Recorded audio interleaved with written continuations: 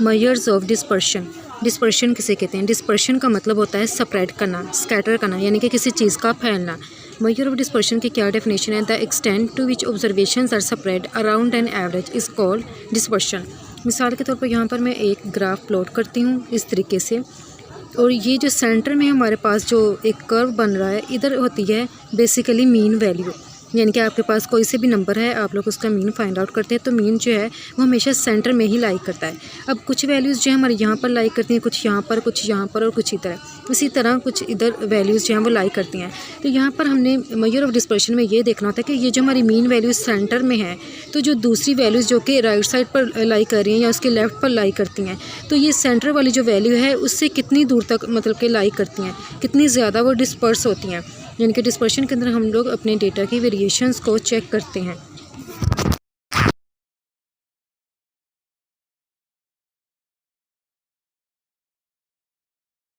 Types of measure of dispersion. Measure of dispersion की 2 types हैं, एक है एब्सोल्यूट मेजर ऑफ डिस्पर्शन और दूसरी का नेम है relative measure of dispersion. Absolute measure of dispersion किसे कहते हैं? मिसाल के तौर पर अगर आपके पास डेटा के यूनिट्स जो हैं जो भी दिए गए हैं, तो डिस्पर्शन अगर उसी हम यूनिट्स के अंदर मेजर करें तो उसको बोलते हैं एब्सोल्यूट मेजर ऑफ डिस्पर्शन। इसकी मिसाल इस तरीके से, जैसे कि अगर आपके पास डेटा का यूनिट जो है वो किलोग्राम में है, तो जो मेजर ऑफ डिस्पर्शन है ये आपको डिस्पर्शन मेजर करके देगा, और वो भी केजी यानी कि किलोग्राम के अंदर ही। अगर आपके पास डेटा के यूनिट्स रुपीज़ यानी कि RS इस फॉर्म में है, तो मेजर ऑफ डिस्पर्शन आपको जो भी डिस्पर्शन कैलकुलेट करके देगा तो वो रुपीज़ यानी कि RS इसकी फॉर्म में कैलकुलेट करके देगा। तो एब्सोल्यूट मेजर ऑफ डिस्पर्शन क्या है? Absolute measure of dispersion measures the variability in terms of same units of data, यानी कि डेटा के जो भी यूनिट्स दिए गए हैं, चाहे वो रुपीज़ है, वो किलोग्राम है, वो मीटर है, या फिर जो भी उसका यूनिट हो, तो जो डिस्पर्शन है एब्सोल्यूट मेजर ऑफ डिस्पर्शन जो भी आपको डेटा के यूनिट्स दिए गए होते हैं, आपको वेरिएबिलिटी भी उसी यूनिट्स के अंदर ही मेजर करके देता है। अब यहाँ पर हमने देखनी है कि एब्सोल्यूट मेजर ऑफ डिस्पर्शन जो है इसकी कौन कौन सी टाइप्स हैं। एब्सोल्यूट मेजर ऑफ डिस्पर्शन की 4 टाइप्स हैं, range, quartile deviation, mean deviation और स्टैंडर्ड डेविएशन। सबसे पहले आता है रेंज। किसे कहते हैं? अगर आपके पास कोई भी डेटा सेट है, उसके अंदर काफ़ी ज़्यादा वैल्यूज़ दी गई हैं, तो आपने उसमें देखना है कि लार्जेस्ट वैल्यू कौन सी है और स्मॉलेस्ट वैल्यू कौन सी है।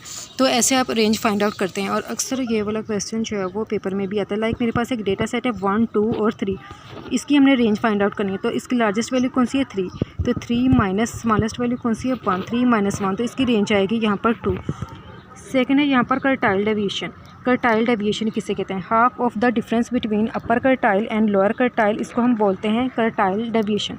तो क्वार्टाइल डेविएशन है बेसिकली, इसके भी मतलब के मुख्तलिफ जो है फार्मूलाज वगैरह हैं, जैसे कि एक इसका ये है कि क्वार्टाइल डेविएशन जो है, इसकी जो क्वार्टाइल है उसको हम Q से लिखते हैं। तो अपर क्वार्टाइल जो है जैसे कि Q3 है, उसको आप माइनस कर देते हैं लोअर क्वार्टाइल Q1 से, और डिवाइडेड बाई 2, इसको हम कहते हैं क्वार्टाइल डेविएशन, यानी कि हाफ ऑफ द डिफरेंस आप डिफरेंस लेते हैं बिटवीन अपर क्वार्टाइल जो कि Q3 है एंड लोअर क्वार्टाइल जो कि Q1 है, और इसको डिवाइड करते हैं 2 के साथ। इसके बाद आती है मीन डेविएशन। किसे कहते हैं? मीन डेविएशन, जैसे कि अगर हमारे पास कोई भी डेटा सेट है, तो हम लोग उस डेटा सेट का सबसे पहले मीन निकालते हैं।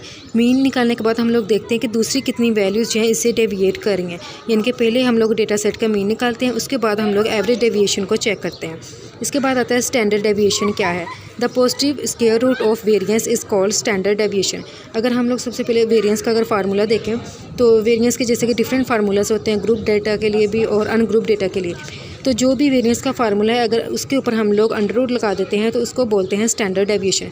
मिसाल के तौर पर एक है वेरिएंस का फार्मूला, जैसे कि S स्क्वायर इक्वल होता है summation XI square divided by N, और फिर यहाँ पर आएगा minus summation XI over N इसका होल स्क्वायर। ये है हमारे पास वेरिएंस का फार्मूला। लेकिन जब हम स्टैंडर्ड डेविएशन का फार्मूला लिखते हैं, तो यहाँ पर हम लोग ले लेते हैं इसका अंडर रूट। तो स्टैंडर्ड डेविएशन की क्या डेफिनेशन है? The positive square root of variance is called standard deviation. एक और फ़र्क है इसके फार्मूला के अंदर, जो वेरिएंस होता है उसको हम लोग S स्क्वायर लिखते हैं, लेकिन जो स्टैंडर्ड डेविएशन है इसको हम लोग जस्ट सिंपल यानी कि S के ज़रिए ही इसको रिप्रेजेंट करते हैं। Numerical measure of shape. जब भी हम लोग अपने डेटा को किसी ग्राफ के ऊपर प्लॉट करते हैं, तो हम लोग उसकी शेप और उसकी डायरेक्शन के बारे में जानना चाहते हैं। 2 चीज़ें जो है हमें इसकी शेप और इसकी डायरेक्शन के बारे में बताती हैं, एक है स्क्यूनेस और दूसरी है कर्टोसिस। स्क्यूनेस किसे कहते हैं? Skewness tells us about direction of variation. Skewness जो है हमें अपने डेटा की जो वेरिएशन है उसकी डायरेक्शन के बारे में बताती है। मिसाल के तौर पर यहाँ पर हमारे पास इस वक्त जो है 3 ग्राफ्स बने हुए हैं। सबसे पहले हम लोग राइट वाला देख लेते हैं जिसको कहते हैं positively secured. Positively secured graph को अगर हम लोग देखते हैं तो इसकी जो पीक है वो लेफ़्ट साइड पर है, यानी कि ये इसकी पीक है और पीक कहाँ पर है, लेफ़्ट साइड पर है। ये है इसकी राइट साइड इस ग्राफ की और ये है इसकी लेफ़्ट साइड, लेकिन जो पीक है वो इसकी लेफ़्ट साइड के ऊपर है। जबकि जो डेटा अगर हम देखते हैं तो ज़्यादातर जो है वो राइट साइड के ऊपर प्लॉट हुआ है, इसको हम लोग बोलते हैं पॉजिटिवली सिक्योर्ड। पॉजिटिवली सिक्योर्ड के अंदर जो पीक होती है वो लेफ़्ट साइड के ऊपर होती है और जो डेटा है ज़्यादातर वो राइट साइड के ऊपर प्लॉट होता है। राइट साइड पर कैसे ज़्यादातर प्लॉट होता है, जैसे कि यहाँ से प्लॉट करना शुरू हो गए हैं तो वो इतना ज़्यादा इस साइड पर प्लॉट होगा और इस साइड पर जो है कम डेटा प्लॉट होगा। इसके बाद आता है नॉर्मल, जिसको हम कहते हैं नो स्क्यू, यानी कि जब ये वाला ग्राफ अपलोड करते हैं तो सेंटर में हम लोग लाइन लगाते हैं जिसको हम कहते हैं मीन लाइन। तो इसकी राइट साइड और इसकी जो लेफ़्ट साइड है इसके पास अगर हम लोग देखते हैं तो इक्वल ही यहाँ पर कर्व आता है, इधर भी वैसा ही है और इधर भी वैसा ही है। राइट साइड वाले की तरह नहीं कि इस तरह जो कर्व इसका है वो लेफ़्ट साइड पर ज़्यादा है और राइट साइड के ऊपर कम है। इसके बाद है यहाँ पर नेगेटिवली स्क्यूड। जो नेगेटिवली स्क्यूड है इसके अंदर हम लोग पीक देखते हैं तो वो राइट साइड के ऊपर है और जो डेटा है ज़्यादातर वो इसकी लेफ़्ट साइड के ऊपर प्लॉट किया गया है, इसको हम नेगेटिवली स्क्यूड भी बोलते हैं, नेगेटिवली स्क्यूड। सेकंड यहाँ पर मैयर है कर्टोसिस, ये भी हमें शेप के बारे में इन्फॉर्मेशन देता है। Kurtosis tells us about shape of variation, ये हमें वेरिएशन की शेप के बारे में बताता है। जैसे कि इस वक्त यहाँ पर 3 ग्राफ्स जो है वो प्लॉट किए गए हैं। एक है यहाँ पर मिडल वाला जिसको हम लोग बोलते हैं मीज़ोकर्टिक, ये है यहाँ पर मीज़ोकर्टिक वाला। इसको हम मीज़ोकर्टिक क्यों कहते हैं, क्योंकि अगर ग्राफ की डिस्ट्रीब्यूशन हमारे पास 0 होती है या फिर उसके पास 0 कर्टोसिस होता है तो इसको हम लोग मीज़ोकर्टिक बोलते हैं। इसके बाद आता है यहाँ पर लेप्टोकर्टिक, जिसकी पीक सबसे ज़्यादा है वो है लेप्टोकर्टिक। लेप्टोकर्टिक इसको इसलिए बोलते हैं क्योंकि अगर आपके पास डेटा की जो डिस्ट्रीब्यूशन है उसके जो कर्टोसिस है अगर वो आपके पास आता है पॉजिटिव कर्टोसिस तो इसको हम लोग बोलते हैं लेप्टोकर्टिक। और तीसरा यहाँ पर आता है प्लेटिकर्टिक। अगर आपके पास डेटा की डिस्ट्रीब्यूशन में अगर नेगेटिव कर्टोसिस आती है तो इसको हम लोग बोलते हैं प्लेटिकर्टिक। तो प्लेटिकर्टिक जो है उसका ग्राफ जो है कुछ इस तरीके से बनता है। Coefficient of variation, coefficient of variation को हम लोग COV से भी रिप्रेजेंट करते हैं, इसको हम लोग CV से भी रिप्रेजेंट करते हैं। सबसे पहले इसका फार्मूला देख लेते हैं। CV इक्वल होता है स्टैंडर्ड डेविएशन ओवर मीन, इसको हम लोग बोलते हैं कोफिशिएंट ऑफ वेरिएशन या फिर इसको कोफिशिएंट ऑफ वेरिएंस बोलते हैं।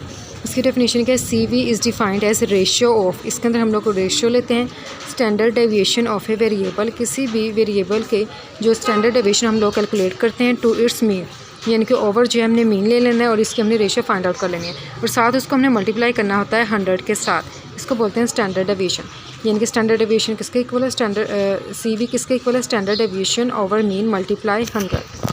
नॉर्मल कर्व जो है उसकी कुछ प्रॉपर्टीज़ होती हैं कि नॉर्मल कर्व किसे कहते हैं। बेसिकली ये हमारे पास जो है एक हमने कर्व प्लॉट किया होता है, एक ऐसा कर्व जैसे कि सेंटर में यहाँ पर मीन होता है जिसकी बोथ राइट साइड और लेफ़्ट साइड एक दूसरे के इक्वल होती हैं, इसको हम लोग नॉर्मल कर्व बोलते हैं। इस नॉर्मल कर्व की कौन कौन सी प्रॉपर्टीज़ होती हैं, इस कर्व के अंदर देखा जाए तो मीन, मीडियन या जो मोड है ये तीनों इक्वल होते हैं। इसके अलावा इसका जो कर्व है वो सिमेट्रिक होता है एट द सेंटर। सिमेट्रिक का मतलब है यहाँ पर कि इसका जो कर्व होता है वो सेंटर के अंदर आता है, इधर exactly half of the values are to the left of the centre and half to the right. आधी वैल्यूज़ हैं इसमें राइट साइड पर होती हैं और आधी वैल्यूज़ हैं वो लेफ़्ट साइड के ऊपर होती हैं, इसलिए इसका जो राइट और लेफ्ट साइड दोनों एक दूसरे के इक्वल होती हैं। The total area under the cover is 1।